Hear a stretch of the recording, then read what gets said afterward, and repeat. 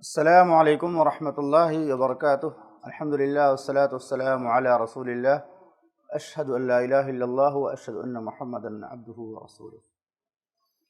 معزز محترم سامعین اکرام، دینی اور اسلامی بھائیوں، محمد رسول اللہ صلی اللہ علیہ وسلم نے بہت ساری باتیں سوال اور جواب کے انداز میں بیان فرمائی۔ چھوٹی چھوٹی حدیثیں ہیں جو سوال کے جواب میں ہیں، اور اس طرح سے بات جلدی یاد ہو جاتی ہے۔ تو آج کی جو حدیث میں نے منتخب کی ہے اس میں ایک سوال ہے۔ سوال یہ ہے کہ اللہ کی نظر میں سب سے زیادہ عاجز اور سب سے بڑا بخیل کون ہے؟ پہلے عاجز کا معنی سمجھتے ہیں۔ عاجز کس کو کہا جاتا ہے؟ عاجز ایسے شخص کو کہتے ہیں جو اپنے لیے بھی کچھ نہ کر سکے۔ عاجز ہے، اپنے لیے بھی کچھ نہیں کر سکتا، اپنے فائدے کا بھی کوئی کام نہیں کر سکتا ہو، ایسے شخص کو عاجز کہا جاتا ہے۔ جو آسان سے آسان چیزیں ہیں اپنی ذات کے لیے، دنیا اور آخرت کے فائدے کے لیے، تو اپنے فائدے کے لیے بھی وہ کوئی کام نہیں کر پاتا ہے، وہ عاجز ہے۔ اور بخیل کس کو کہا جاتا ہے؟ بخیل جو لوگوں کے لیے کچھ بھی فائدے کا کام نہ کر سکے۔ بخیل کا مطلب ایک دم کنجوس، جو دوسروں کے فائدے کے لیے کچھ بھی نہ کر سکے، اسے بخیل کہا جاتا ہے۔ تو پہلی چیز ہے، سب سے بڑا عاجز کون ہے؟ چھوٹی سی حدیث ہے جس کے راوی ابو ہریرہ رضی اللہ تعالیٰ عنہ ہیں، اور اس روایت کو عبد الغنی المقدسی نے اپنی کتاب الدعاء میں نقل کیا، اور اسی طرح سے امام طبرانی نے بھی اپنی کتاب میں نقل کیا ہے، اور علامہ البانی رحمہ اللہ نے الصحیحہ میں 601 نمبر پہ نقل کیا۔ اللہ کے نبی صلی اللہ علیہ وسلم نے فرمایا، اعجز الناس من عجز عن الدعاء، سب سے بڑا عاجز وہ شخص ہے اللہ کے نزدیک، لوگوں میں سب سے بڑا عاجز کون ہے؟ جو اللہ سے دعا بھی نہ مانگ سکے، کچھ نہیں کر سکتا تو کم سے کم اللہ سے ہاتھ اٹھا کے دعا تو مانگ سکتا ہے کہ اللہ میری بگڑی بنا دے، مشکلات کو دور کر دے، پریشانیوں کو ہٹا دے، دنیا اور آخرت کی کامیابی عطا فرما دے۔ تو اللہ کے نبی صلی اللہ علیہ وسلم نے فرمایا، اللہ کی نظر میں سب سے بڑا عاجز شخص وہ ہے جو اللہ سے دعا بھی نہ مانگ سکے۔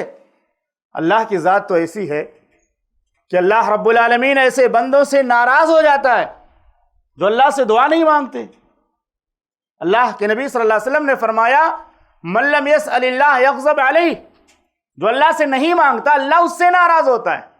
دنیا کے لوگوں سے زیادہ مانگو گے تو ناراض ہو جاتے ہیں، اور اللہ تعالیٰ کی شان ایسی ہے کہ جو بندہ اللہ سے مانگنا چھوڑ دیتا اللہ اس کو چھوڑ دیتا ہے۔ قرآن مجید میں اللہ رب العالمین نے فرمایا، قل ما یعبأ بکم ربی لولا دعاؤکم، اگر تم اللہ سے دعا مانگنا چھوڑ دو گے نا تو اللہ تم کو بھی چھوڑ دے گا۔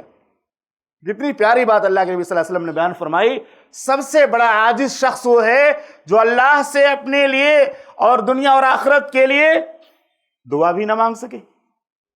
تو یہ بہت ہی اہم بات ہے۔ ہم میں سے کتنے لوگ ایسے ملیں گے، سالوں سال گزر جاتے ہیں لیکن اللہ کی بارگاہ میں ہاتھ اٹھا کر دعا مانگنے کی توفیق نہیں ملتی۔ خاص طور سے بے نمازی لوگوں کو، جو نماز نہیں پڑھتے، اللہ کی عبادت نہیں کرتے، کہاں ان کو توفیق ملتی؟ ہائے دنیا، ہائے دنیا، تجارت، کاروبار، دنیا، روپیہ، پیسہ، دھن دولت اسی میں لگے ہوئے ہیں۔ تو اللہ کے نبی صلی اللہ علیہ وسلم نے فرمایا، سب سے بڑا عاجز شخص اللہ کے نزدیک لوگوں میں وہ ہے جو اللہ سے دعا بھی نہ مانگ سکے۔ اللہ ہمیں اپنی بارگاہ میں کثرت سے دعا مانگنے کی توفیق عطا فرمائے۔ اور محدثین نے لکھا ہے، شارحین حدیث نے لکھا ہے، فَإِنَّهُ لَا يَتْرُكُهُ إِلَّا عَاجِزُ النَّاسِ إِذْ لَا مُشَقَّةَ فِيهِ وَلَا كُلْفَةَ وَهُوَ عِبَادَةٌ مَحْبُوبَةٌ لِلَّهِ تَعَالَى۔ شارحین حدیث نے لکھا ہے کہ جو دعا نہ مانگ سکے اللہ سے، وہ سب سے بڑا عاجز کیوں ہے؟ اس لیے ہے کہ اس دعا کے مانگنے میں کوئی مشقت نہیں ہے، کوئی تکلیف نہیں ہے، کوئی ایسی ذات سامنے نہیں ہے جو ناراض ہو جائے گی مانگنے سے، تو خوش ہوگی اللہ تعالیٰ کی ذات ایسی۔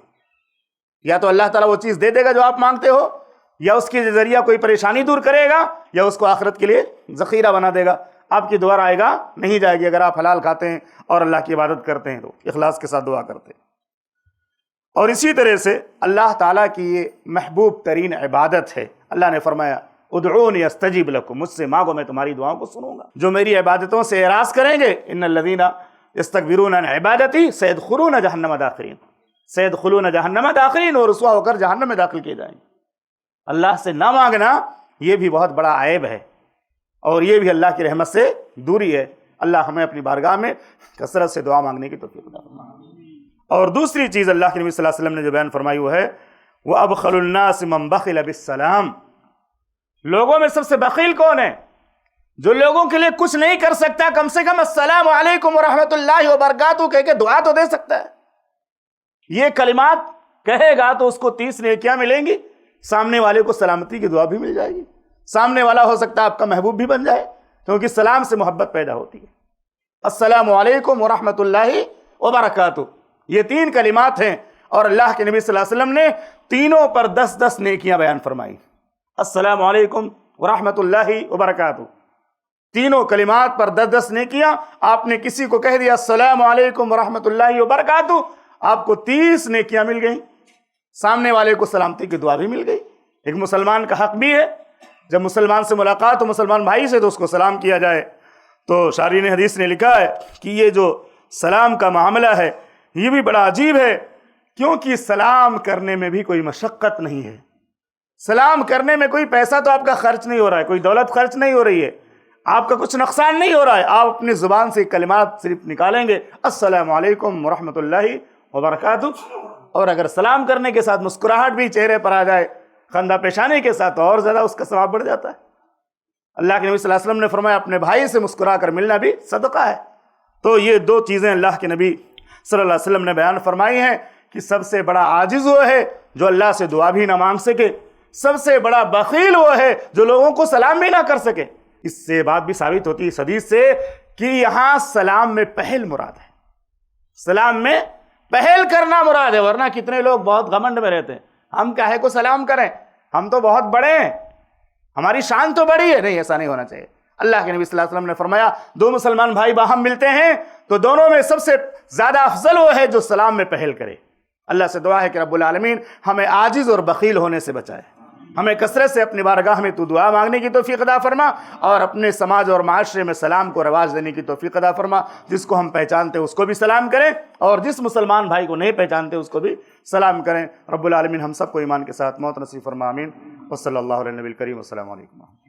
ایسے ہی فائدہ مند اسلامک ویڈیوز دیکھنے اور منہج سلف پر کتاب و سنت کی تعلیمات کو عام کرنے میں ہمارا تعاون کریں، تاکہ آپ کے لیے ذریعہ نجات، جنت کے حصول کا سبب، ساتھ ہی مال میں برکت و اضافے کا ذریعہ بھی بنے۔ آمین۔ جزاک اللہ خیرن۔